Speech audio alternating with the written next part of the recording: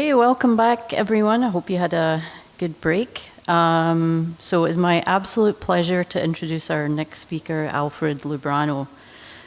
Alfred is an award-winning journalist. He's currently a reporter for the Philadelphia Inquirer, but in the past has contributed to outlets such as the New York Times, the Boston Globe, Chicago Sun-Times, and GQ magazine. He's the author of the popular press book, Limbo, Blue Collar Roots, White Collar Dreams. The book uses a developmental timeline to map out the stories of more than 100 interviewees from a variety of diverse racial, ethnic, and gender backgrounds, who all share the same common struggle of being what he calls straddlers, trapped in between two worlds, feeling uneasy and out of place in both of them. Lubrano is a compelling weaver of stories. He draws out the sources for his book with his ability to evoke trust and empathy, effectively leveraging his own lived experience growing up in a working-class Italian neighborhood in Brooklyn, New York. He too understands the challenges of living in limbo after leaving Brooklyn to pursue an undergraduate degree at Columbia University and a master's at Northwestern University, a transition he describes as challenging.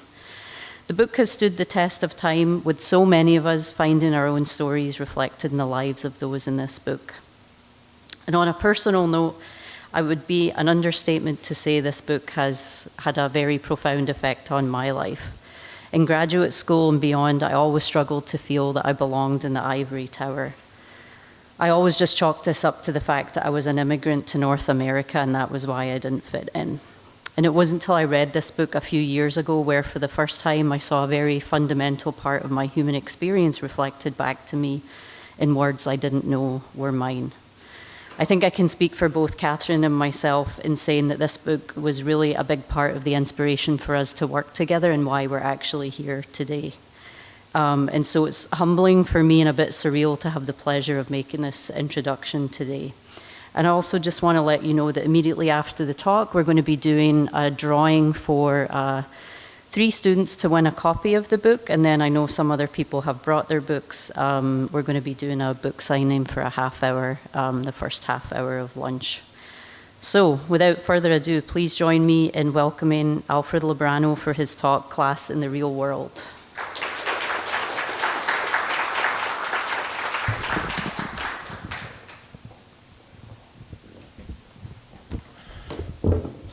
Hi.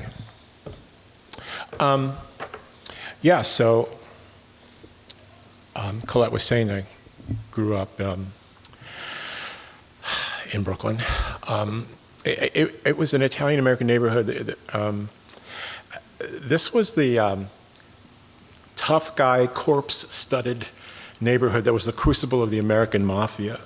Cops were always finding well-dressed men stuffed into hefty bags in Cadillacs. And if you lived there, you accepted this like the weather. My uncle ran a pizzeria and was on friendly terms with the gangsters who would shake him down for protection money every month. You know, nothing personal, strictly business, like they say in The Godfather. My uncle would smile, hand over the cash, and throw in free pepperoni slices and a Coke, because what choice did he have? Organized crime ran those streets. It was the power there, and this is how many working men got through. And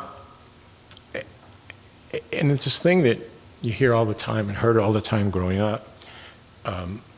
Is any blue-collar person who never felt they had the means to get ahead or to bat back the heavy winds blowing against them, they just say, what are you going to do? So for a lot of us, joining the mafia was an option for working-class guys like me. We were scouted by the wise guys like promising young hockey players from Edmonton. And their pitch was this. It was very simple. It was very, very tempting. The Cosa Nostra offers good pay. You never need an alarm clock, and silk suits are just more comfortable. But for me, the mob was like a safety school. You know, if I couldn't get into Columbia, I could always apprentice for Mikey Four Fingers up the street. Still, I didn't want to join an organization that sold heroin to children, so that made me a little different than some of the guys in the neighborhood who seemed to enjoy violence on a regular basis. The guys I knew on 18th Avenue would always kind of rumble with the guys on 17th Avenue. I didn't understand why, but they said, well, you know, turf. It's like, okay. So my hobbies didn't involve emergency room visits. Reading was my thing, which I learned from my mom, who completed high school. My dad did not. And I had to try to hide that proclivity. I had to, because reading in my world just did not go down. So I would lift weights and get into shoving matches with people just to keep up appearances. But still, the Steinbeck and the Faulkner I consumed ultimately made me stick out on my block of Italian Americans like pineapple on a pizza. Oh, okay, here. Excuse me. As an aside to my new Canadian friends. And thank you, Colette, for the introduction. But please, do you have to put pineapple on pizza? I mean, I know it was created in Ontario in 1962 by a Greek immigrant called Stan Panopoulos, who was just trying to make life a little fizzier. But nowadays, 68% of Canadians polled say they would definitely or probably eat pizza with pineapple, according to some website called Vancouver is Awesome. And I'm for live and let live, but man, come on. Anyway, okay, so Columbia accepted me. The admissions office must have calculated the campus needed some quota of 1 tomato sauce saturated Goomba from the neighborhood. I came from a house of work boots to balance out the roster of refined upper-class students gifted to the world by the cultural capital-blessed sweet cream of Manhattan society. Almost all of them went to private schools, my classmates. In my graduating class, by the way, there was Tony Kushner, who would go on to write Angels in America and The Fabelmans. There was also the heir to the Nestle Food Company, whose name was Chip. Seriously, Chip. I attended classes with the son of the guy who ran CBS News. And also we had John Rick MacArthur of the family and foundation that disperses the MacArthur Genius Grants. The story goes that one day after breakfast, Rick told people he's going out to buy Harper's, and they thought he meant he was going to the newsstand to buy a copy of Harper's Magazine, but actually Rick was on his way to purchase Harper's, the company, and he is president and publisher of Harper's today, still. So with classmates like that, can you blame me for developing imposter syndrome? So I tried to settle in and study the esoterica du jour among the preppies in the 70s. My bricklayer father, Vincent Jim Lubrano, meanwhile, 10th grade dropout and Korean War veteran, he was on a scaffold working for a time on a campus building that he would never be welcome in, but his son was. And I realized even then that this was the start of a branching off, a different way to define what it means to be a working man in our family, related by blood and separated by class. And so years later, I'd write about it, first in an article for GQ and ultimately in this book. And I know Limbo is why I'm here, and I'm grateful to the University of Victoria's First Generation Student Mentorship Program and to Catherine, Colette, Sue, and everyone for inviting me. Imposter syndrome still works. I always wonder, what could I possibly say? But this is why I give the excuse that, bear in mind, please, that I'm a newspaper reporter and not an academic. So what I say is based on observation and interview, not rigorous scholarship, like from Wolfgang and Andrea. Although I guess when I interview a professor, I'm taking their scholarship, but my writing is not deep dish. When I told a professor friend of mine, he said that, good, at least I can understand it. And I always use small words. I think, by the way, because it's being recorded, I have an ethical obligation to make a tiny correction. Some very kind soul has referred to me. My book in the conference literature, I think, is a bestseller. It really wasn't. It got to number 31 on Amazon's bestseller list, which is good, but you need to be around 13 to be called a bestseller. And one of the books that was blocking my way that did become a bestseller and was really one of the most popular in America was about a dog belonging to Barbara Bush, the mother of President George Bush at the time. But I want to be clear, the author of the book was not Mrs. Bush. The author was her dog, Millie.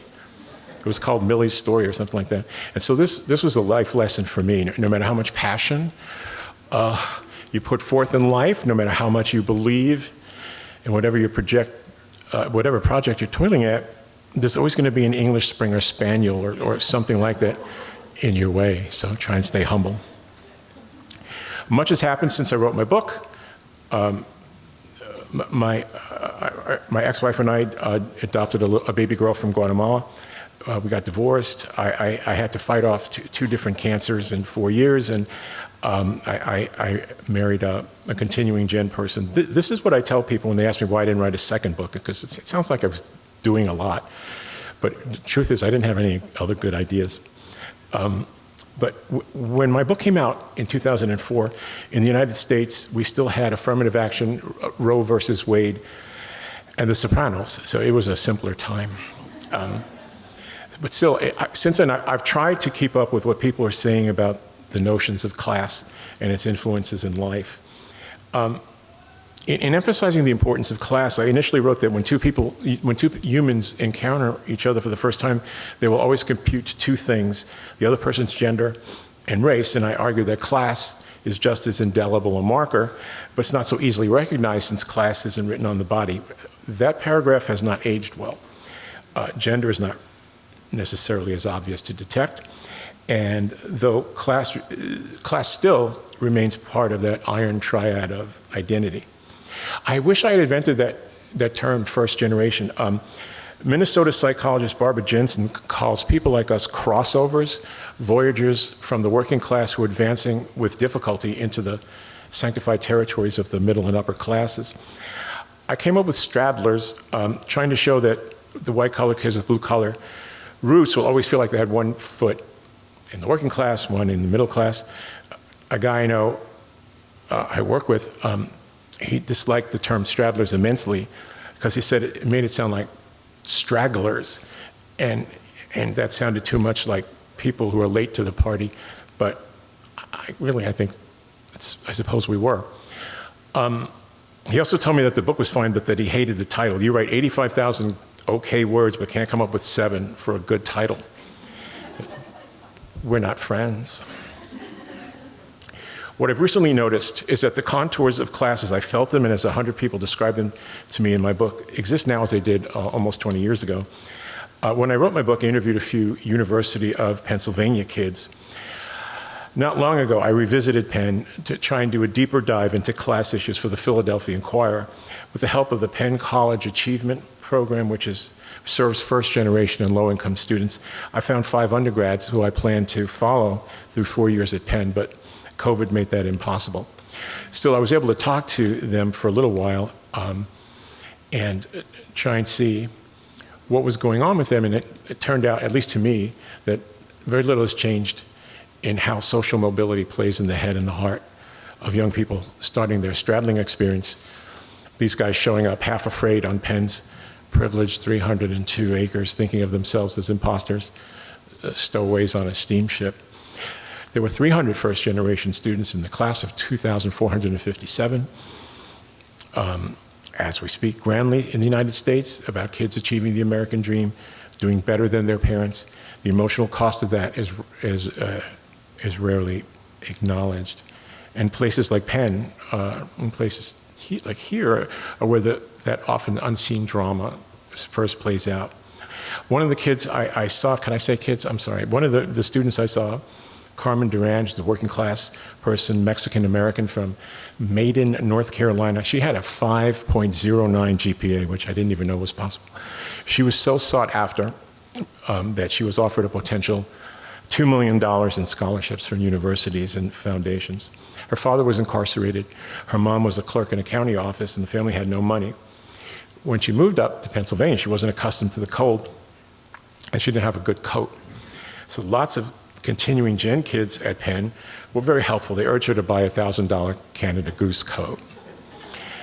If you were to visit the Penn campus today, like literally today, you would think that Canada Goose must be distributing free samples. The college walks are just thick with students bundled in the garment. And it's one of the clear markers that separates scholarship students from the well-off. It's stunning, amusing, and depressing all at the same time.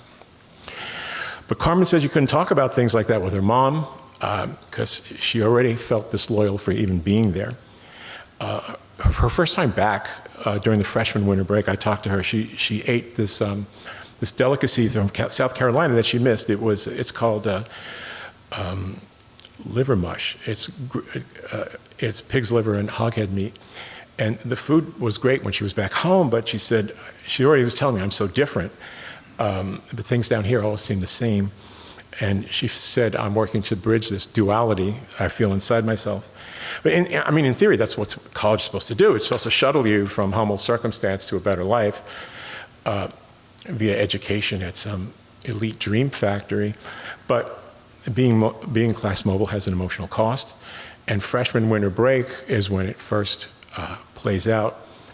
I was talking to Missy Foy, who's the director of Georgetown's first gen program. And she said, it's the beginning of the sense of two identities. It's the home me and the school me coming together. And the worlds collide over winter break for the first time. You go home and you see your pre-college world through a different lens. The first winter break is a slap across the face, she said. I also spoke with Ania Moore, who is a Penn student whose parents both worked in non-academic jobs. They did blue-collar jobs on the Penn campus. That's when they met and they got married. But she said, my mother was afraid of Penn and she felt like she didn't belong. As a working-class African-American, she said, Moore said it was heartbreaking to hear my mom say that, but when Moore got accepted, her father yelled and said, my daughter belongs. And it was a nice moment for her. But when she was acclimating to Penn, just after a little while, her father died of lung disease and her mother died of a heart attack just while she was still in school. But she still battled on, and she still was facing class wars. And now with her extended family, it was an aunt who was accusing her of acting better than everybody else. And her sister, in Southwest Philly, which is not far from the Penn campus, she dismissed Moore for being what she called sitting with all these white kids on the campus and not coming home, even though their apartment was a 10-minute bus ride away. One of the more interesting things that I did was I talked to a Penn alum who was 80, and she was one of the first Straddlers there. She came from a working class neighborhood, Kensington, we talked about Kensington, which is a tough place to live.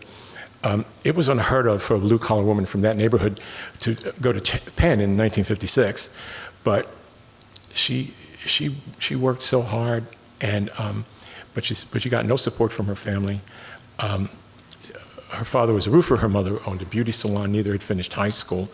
And she said school had created this disconnect for her and her immediate family, and there was also jealousy from the extended family, a sense of leaving them behind.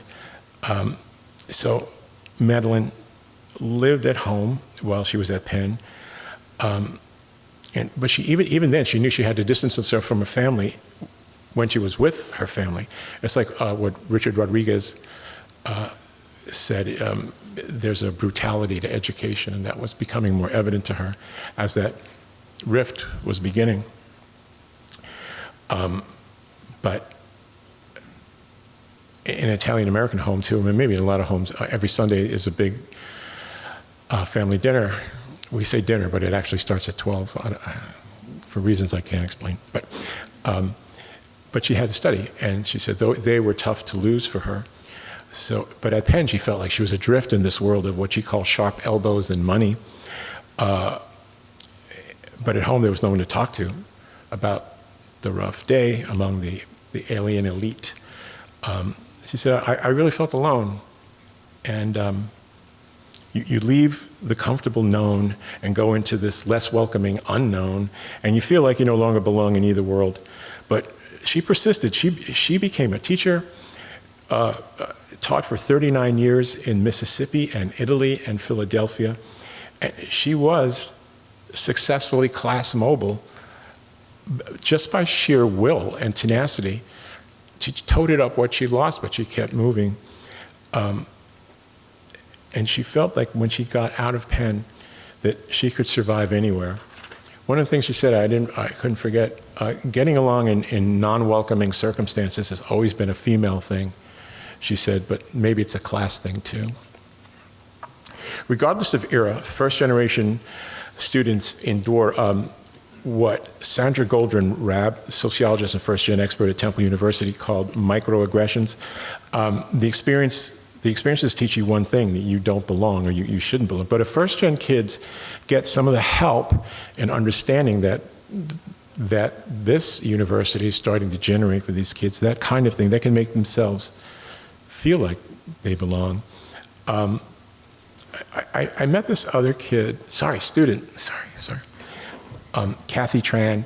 She was a Penn senior. She was a month away from graduation, degree in sociology, 3.96 grade point average, and no job to be going to. Many others in her class with lower grades were reporting to work right away. So what was going on? She said that the majority of her classmates were continuing gen kids with family connections to careers in numerous fields, but there were no networks of people pulling strings to get Tran employed. And she said, I feel so behind. She had a full scholarship from Penn. Her parents didn't finish high school. They were low-income Vietnamese immigrants living in San Jose. And she said, I didn't know about internships. I thought it was rude and transactional to ask professors for help getting jobs, and I didn't grow up with family members who were professionals. And we were speaking at this point in the wake of the college admissions scandal that revealed rich parents cheating to get their kids into school.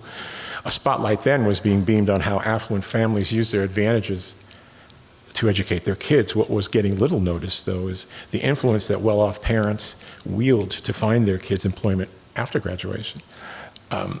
I was talking to Elizabeth Armstrong, who's a University of Michigan sociologist, and she wrote Paying for the Party, How College Maintains Inequality. And she said, parents play a surprising role in deploying their networks to help their offspring get jobs when school is over. Even if parents aren't directly able to find jobs for their kids, even if they're middle class, these moms and dads use what Goldrin-Rabb called the strength of weak ties. The idea that if your dad or mom couldn't get you a job in the office, they knew somebody who knows somebody who could. And of course, we know that a graduating student needs to find work, to create resumes, contact employers, purchase the right clothes, go to interviews, and if you're looking for a job, maybe in a more prestigious job, maybe you have to go to a very expensive city. And all these require resources. Goldrin-Rabb was telling me, saying that she discovered that she didn't understand why one of her gifted first-gen kids who was about to graduate wasn't job hunting, and he finally told her, well, because I don't have a suit. First-generation programs step in nowadays, it seems to me, to help first-gen students with scholarships and mentors and career counselors like you do here. In the past, in my time, no one even considered this, but first-generation students now at least they're on the radar. I think they're now being seen and at least a little bit understood. I was talking to Annette Lareau. You probably know who she is, but she's this renowned Penn sociologist. She's an authority on class, and she wrote this groundbreaking book, Unequal Childhoods. She was saying that she coached one of her first-gen students at Penn, Jonathan Guevara, to write emails thanking potential employers for seeing them on the same day he had the job interviews. Then she went out and she bought him thank you cards to send as a follow-up. She said these are soft skills that they're not taught. And upper middle class parents just know to do this, but these kids don't. I say this not to depress people, but to show that places where first-gen students must be helped and lifted. In the past, I'd written that in order to be socially mobile, working class people had to change important parts of who they were to become anointed middle classers. But it's clear that young people and scholars are now pushing back as they're looking for ways to improve the lot of first-gen people. And they're saying now that not only do first-gen people have to adjust when they go on campus, they're saying the colleges and universities have to adjust too. I wrote that class is one of the few things people will try to make you alter in life. In the other aspects of identity, no one tells you you have to change it. But working class people who are steeped in their own culture and have their own standards nothing wrong with any of it, and it's cherished and important. They have to nevertheless leave that identity behind and live as middle-class people in a middle-class world. As Valerie Miner told me, we all have to be saved from our state of original sin. Of course, for many of us, the goal is the middle class, specifically a more comfortable life of less backbreaking work and greater reward than our parents knew. But do we have to totally reject who we are and where we came from to become educated just to get a nice house?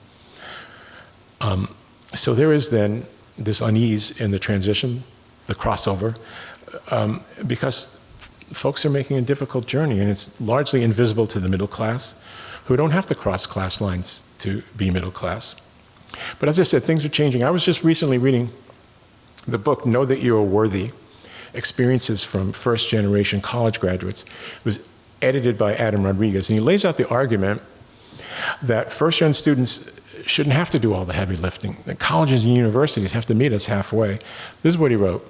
We must transform our institutions to attend to the wider set of educational histories, adult responsibilities, and cultural sensitivities of our entire student body, rather than the narrower set of lived experiences that many of us imagine that a typical college student has. I'm amazed by that attitude. When I was 18, I would never have presumed to ask Columbia for any understanding or consideration of my background, given my very blue-collar attitude that I was a guest in the gilded house. So I patted around softly. I made sure I didn't step wrong and I didn't trip over the furniture.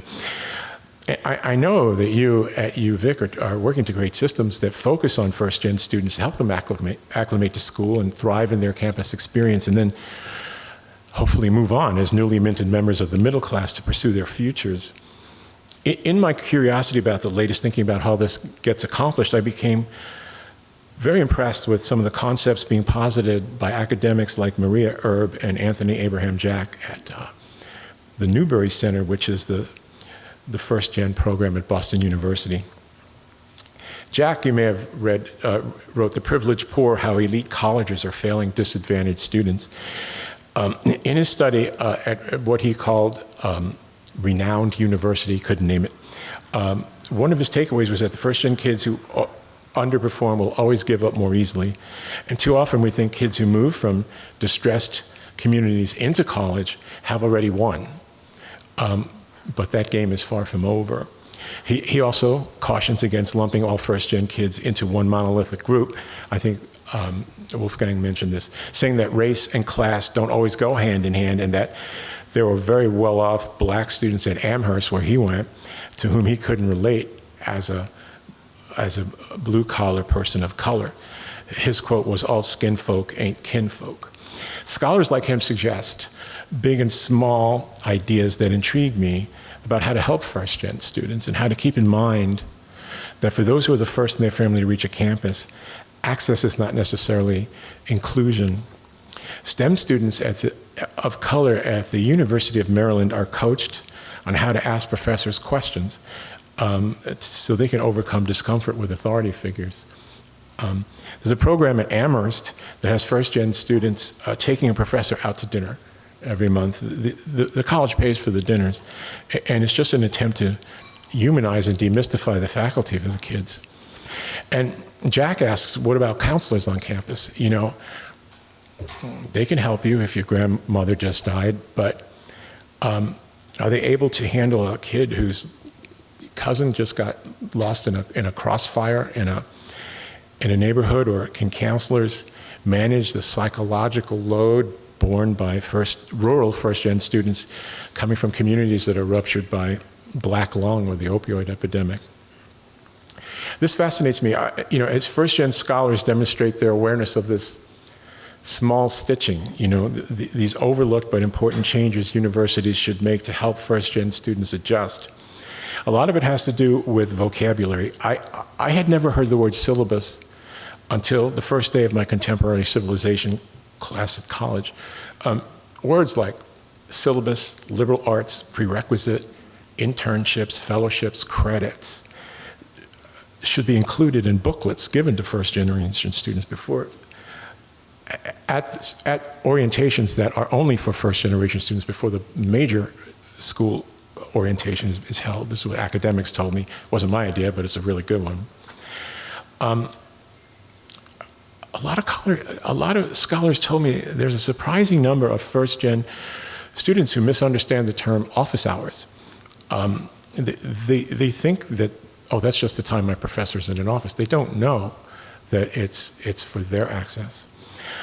All of this is part of what some of these new scholars coming up call the hidden curriculum of the campus. These vital aspects of non-classroom life, the vibe, the rules, the culture of the place. Rodriguez wrote in his book that success in college isn't dependent only on intelligence and hard work.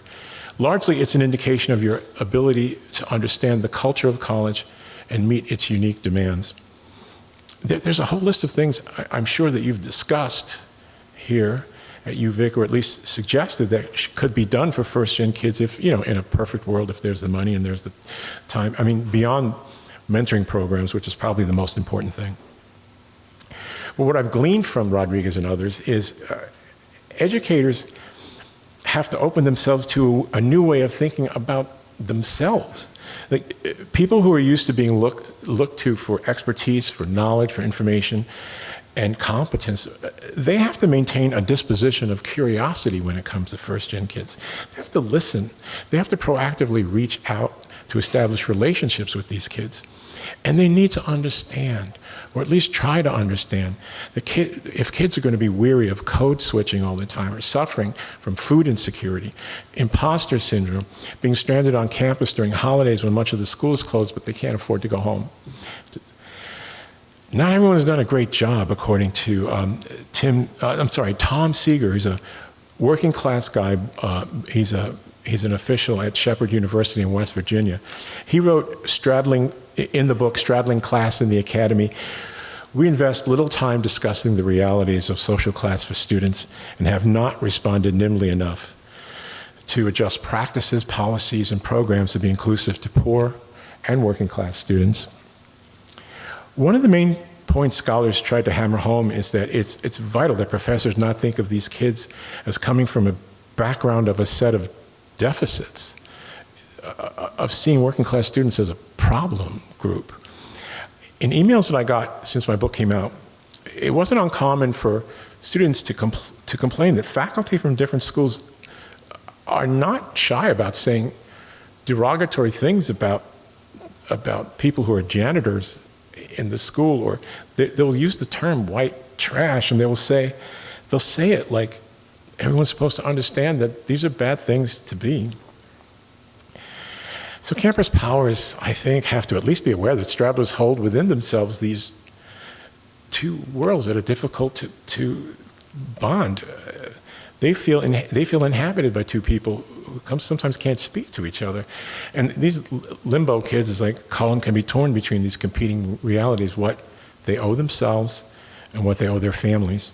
And for many, every step they take toward college graduation is not only putting them distance between themselves and their families, but it's also a kind of repudiation of the way the family has lived. If you're class mobile at all, that means you're looking for a different way to be. And I don't know if enough colleges understand that. First-gen kids aren't only fighting self-doubt, but they're also often their own parents and caregivers. They are moving to a foreign land. They're immigrants to the realm of thought, as American philosopher Robert Nozick said. And not all blue-collar moms and dads see the worth of education. They'll look at it as a colossal waste of time and money. And, they're also concerned about things being lorded over them. And they're working class people, so they're always worried that their kids are going to morph into them, the boss or the social worker types that many working class folks learn to detest during their clock punching lives. And to have a child jump from worker to manager in a generation, it can seem like an outright betrayal. I checked in with the Center for First Generation Student Success in Washington, D.C. last month. They have something called the First Scholars Network. I mean, you might already know this, I don't know, but it's fascinating to me, and I felt like sharing it. But there are 750 colleges and universities that belong to the First Generation Student Success First Scholars Network in the United States. And they list these goals as trying to help first-gen students building up self-compassion, fighting perfectionism, which is a big thing, learning networking and branding, demystifying scholarly writing, getting them more in touch with campus activities, which is a problem, finding them off-campus jobs and low-cost books, and, you know, as I'm thinking about Goldrick Rap student, getting them to career clothing banks. To me, it's all really exciting. I'm sure the work that you do here is exciting to you. Remember, I graduated in 1970. It was just a distant time when no one there was worrying whether people like me were self-actualizing. So I went from a house where children are best seen and not heard in the true blue-collar fashion to a university that so overwhelmed me at first I could barely speak in class. And until I was a sophomore, I honestly thought that my acceptance was going to be rescinded and some icy-fingered clerk was going to snatch my student ID and point me to the subway. Okay, so now we're going to cut to 2022. When my daughter entered a school in Massachusetts, she doesn't like me to say publicly where. So unlike dumb old dad, she had numerous AP classes in high school, 2 parents and 2 step-parents with 7 college and graduate degrees among them. This was not a first-gen babe-in-the-woods young woman stumbling unprepared into the dormitory. My kid has had college counselors, university-appropriate extracurriculars in high school, a killer admissions essay, which I wasn't allowed to edit, look at until I was already at the school, and a great story about coming from a Guatemalan birth family that lives on a banana plantation. We made sure she knew what a syllabus was and what office hours are for. She's had cultural capital up to her eyeballs, which she learned to roll at me at a very young age. She's had countless books at her disposal, several mind-expanding vacations. She owns a horse, and she has dined out. She dined out, well, actually more in middle school. She dined out in the middle school cafeteria for a while on the story that I told you that I had talked about my daughter when I did an interview with Michelle Obama. So she's always, we talked about vegetables, believe it or not. She's continuing generation, a different animal than me. When my daughter first saw Santa to tell him what she wanted, she was 3 and already like really confident. She hopped on his lap without any trepidation. I was expecting tears, dramatic fallout. This is the initial encounter with the most powerful icon of childhood, but she was all business. She just ticked off a list that she wanted, and when she was done, this always got me. When she was done, she got off his lap and she turned around. She gave him a smile and like a little nod. To me, she looked like a pharmaceutical sales rep who just booked a big buy with a hospital. And when I asked her what she told Santa, she was evasive and coy, as though all Santa child communication is privileged. So I was counting it up. This is materialistic, disingenuous, conspiratorial, and misleading. Oh, it was hanky time for me because my little white-collar girl was growing up. It's funny, though, because after I divorced, we were in a joint custody arrangement, and I was essentially a single dad, and I was just basically living in a little apartment with my girl. It was a 1-bedroom. She had the bedroom. I slept in the living room. And it felt to me like almost like a return to being blue collar or just definitely being broke. But it was nice because our place looked like it had been decorated by Dora the Explorer. We had a pink tent in the kitchen, and she filled it with M&Ms and Band-Aids. Kids get addicted to Band-Aids. And we had this giant Mattel SS Barbie party cruise ship in the bathtub, which I tripped over and fell out of the tub once.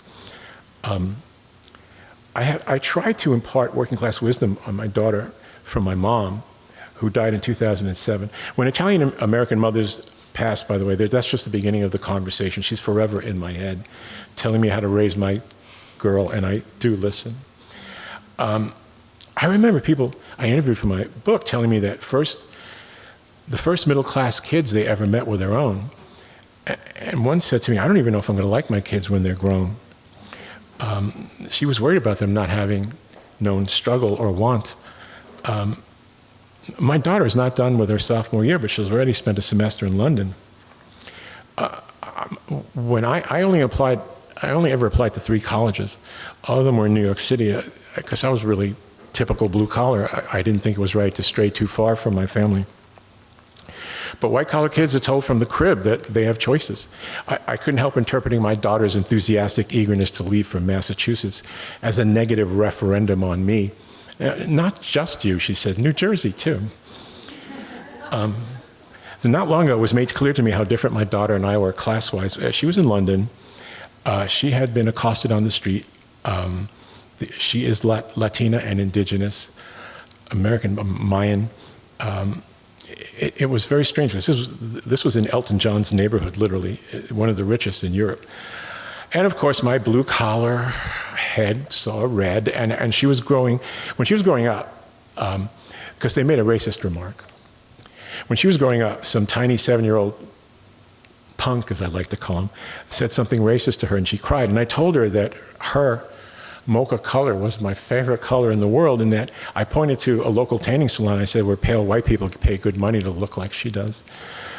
But I remember as I was speaking that as a Caucasian dad has a non-existent store of experiences with racism to impart to a Latina Mayan daughter, I was unable to bestow upon my daughter the greatest cultural advantage that I have, which is white privilege. Anyway, while she was telling me about this whole thing in London, my first reaction, I was just rummaging for my passport. Because I was going back to the neighborhood guys, the 17th Avenue guys, who used to take baseball bats in their cars, and they had blue-collar rage in their hearts. And my daughter just said, just stop. I talked to the dorm RA. I spoke to the London police. They're checking the sidewalk cameras. That's how I'm going to do this. I'm fine. Sure. White collars go to the authorities. Blue collars take matters into their own hands. But she was teaching me a valuable class-based lesson. And actually, they never found the frickin' morons who did this. But after I calmed down, I told a friend about it who referenced, that Liam Neeson movie, Taken, in which an ex-CIA officer's daughter is kidnapped in Europe. And Liam tells the bad guy over the phone, look, I have no money, but what I possess is a certain set of skills that will help him track down the guy and end him. So my friend said, what's your certain set of skills? You're going to go to England and write an angry letter to the London Times? Maybe. It's hard and awkward to tell the white-collar kids of blue-collar parents about the working-class lives that the parents got launched from. That's why I was so pleased when my father and my daughter really hit it off. She saw a real working man up close. And it is difficult to point out privilege. This guy, Joe Terry, who's a straddler I wrote about, tried to do it. I can't say it. Words come out of my mouth as like colliding birds. Nothing makes any sense. And he said he would talk to his kids, isn't this a nice house? Don't we have a lovely fire? This is something I never had, he tells them, but those words don't land. It's like Joe was constantly checking kids for entitlement, like some parents inspect their kids' eyes for drug use. I mean, it was crazy making. There was no solution. So thinking about that and thinking about what I was going to say in this talk brought me back to my dad, who has always been very much a part of my writing. He died a couple of years ago. My dad was from an older school that the people who describe themselves as being old school come from. He was the last of his kind. He lived by long ignored rigid codes that formed his unwavering dignity. He dropped his dreams of being a singer and went about raising his sons with my mom. He was just a blue-collar man doing what was expected of him. I always thought of him as the more bona fide man, closer to the primordial fires that forged us. Only my daughter could get to him, though. He danced with her to Gypsy King songs, and he filled her with Oreos and coffee ice cream over my objections. He even got a personal shopper at Nordstrom's to help him buy clothes through the years. And once we were at his house, my brother and I, and we saw him making eggs for my daughter. And we looked at each other and I said, Dad can cook?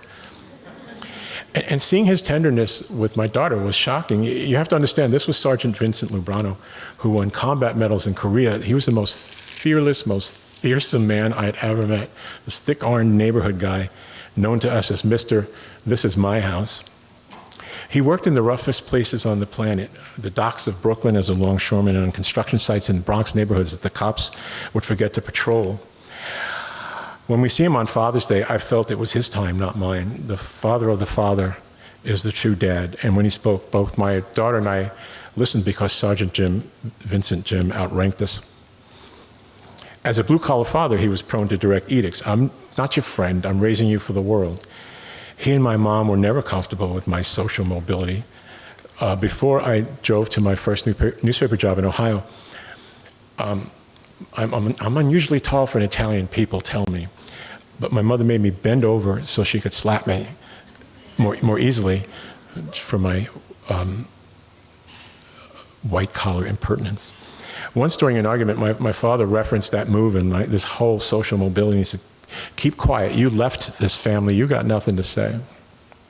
That was hard to hear. So after I started my white-collar life, he and I continued to see the world differently. He into his 80s, but we felt bonded to a degree anyway. He voted for Donald Trump for the first time in 2016. He had a simple working-class guy's reason. This will sound strange to you, but this is true. In 1983, Trump accidentally walked in on my mother going to the bathroom in Trump Tower in Manhattan when the building was only partially completed. There was a section of the first floor that were shops, and my mother wanted to see the shops. They were open to the public. And then she needed a restroom, so she goes to the restroom. She didn't know that there was a wall missing from the bathroom because it hadn't been built yet. And Trump didn't know the bathroom was functioning. And he came in with some guys with blueprints. And the way he apologized to my mom endeared him to my dad. Plus, let's face it, it's axiomatic. White working-class guys like my dad always admired the wealthy, as Joan Williams wrote in the Harvard Business Review. See, if Trump had spent his millions on first editions and underwriting archaeological digs in Petra, he'd have seemed remote to the true blue collars, but he dated models and he went on television, which are pastimes that are unassailably cool to plumbers and ranch hands and bricklayers, many of whom were raised not to aspire to much more than surviving. But I had to tell my father something. One day over lunch, my father asked me how I voted.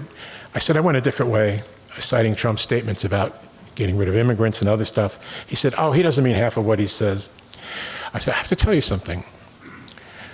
Right after Trump was elected, my daughter came to me and said, 'Well, I have to go back to Guatemala now.'" And my father put down his fork, and I swear to God, he didn't say anything for 10 minutes. He didn't vote for Trump the second time. The GQ essay I did about a bricklayer's boy was used in some textbooks that are read in college sociology courses, and a lot of kids were interested in reading about my father, and a few times some of them would contact him attempting to bring more depth to their writing, but my father wasn't into it. Hey, he told me, "I don't want to be anybody's homework."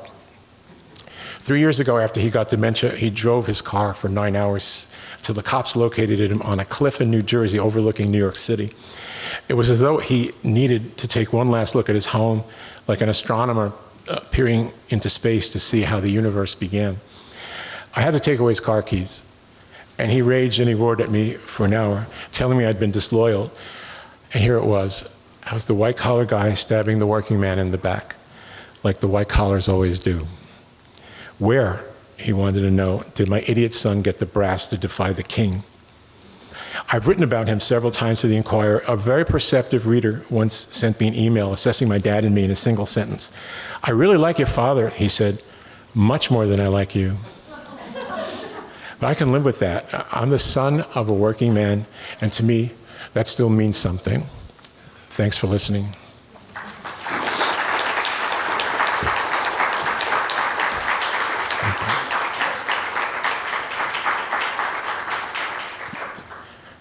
What are we doing? Questions? Questions? No questions? Okay. We're good? Anybody? Oh, look who's saving me.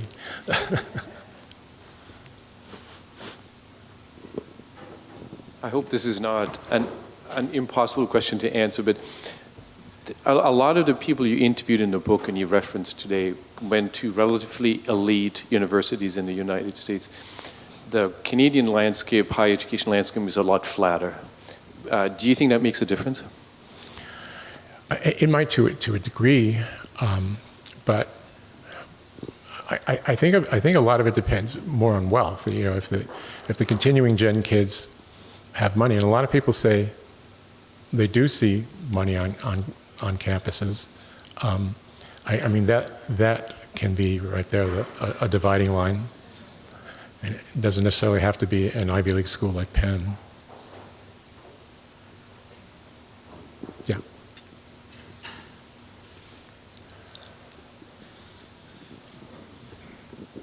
Thank you. Thanks for sharing such wonderful vignettes of people's experiences on your own and going that personal. It was actually quite moving. Thank you.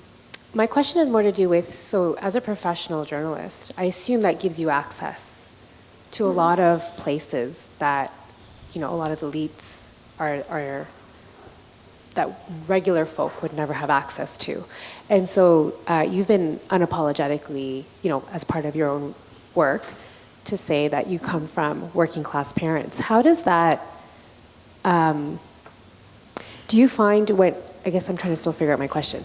When you end up interviewing people. I'm sorry, when you end up interviewing people or doing your work in such spaces or meeting elites of our society, do you find that your working class roots has some kind of influence in the work that you do, given that you might be interviewing or working with people who don't necessarily share that background? And how do you, is there, like, that's more of an open-ended question for you.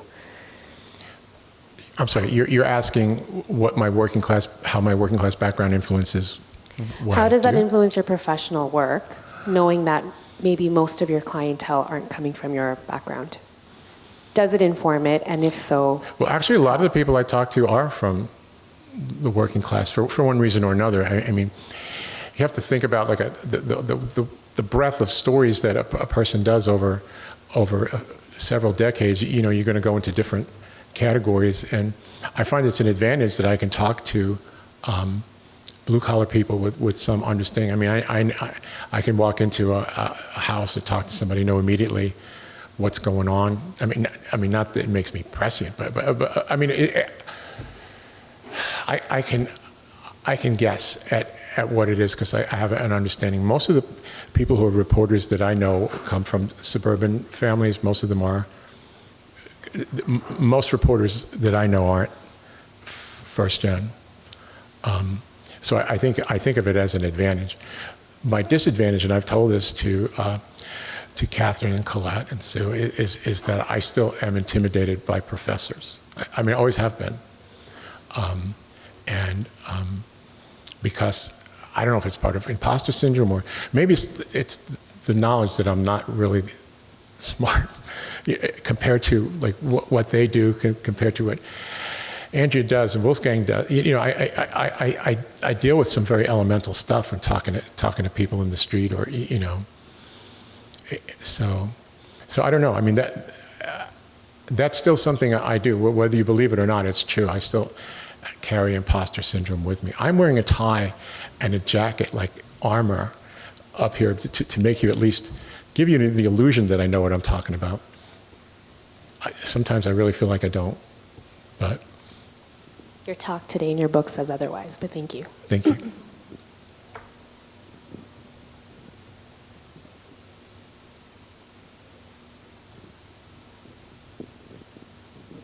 Hi, I really enjoyed your book. You referenced a lot of organizations or groups that are existing in the States and university that support first gen, whereas in Canada, this is our, like as Colette and Kevin Hall has mentioned, this is the first in Canadian high education institution that has something that recognizes first gen program. What do you think in the States made it possible or made it easier that allowed these institutions in the States to have these programs more prominently than Canada?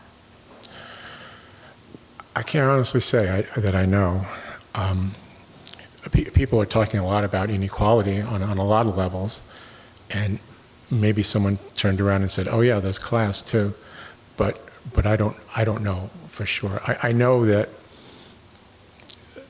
really some of the smartest people I know, like Maria Erb at Boston University, at the Newberry Center, they might know these kinds of things. Yeah, I recommend their website. They might be able to help understand. But no, what it is specifically about the United States that makes them do this, I don't know.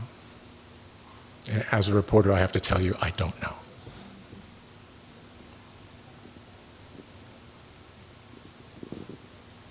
Hi. Hi. Sorry, I just feel like a little rush to put my question into words, but I guess I was just wondering, as a writer, what you would say to first-gen students that are interested in the humanities or the arts rather than following a stream that has like a direct profession afterwards. I know for myself and for other people who haven't gone to university or just starting that line, there's a lot of pressure to go into medical school or like become a lawyer or go into business rather than following a dream, because there isn't a safety net afterwards if we follow that dream. And yeah, if you just have any words of wisdom on that. I wish I did. I mean, I know that my family was very much against me doing what I did. They thought I should go into advertising or something like that, you know, with that safety net that you talk about, because journalism doesn't pay like that. And a lot of the people I talk to, I mean, I think we were talking about this the other day. A lot of the people I talk to say that their parents are pushing them toward STEM or things like that if they don't want to be lawyers or go into business because, again, because of that safety net thing. So I don't think there's much. There may not be much encouragement at home to go into the humanities. I don't know what that's going to mean in the future, but that's what it seems like now, because it just doesn't seem cash efficient, which of course is a shame. But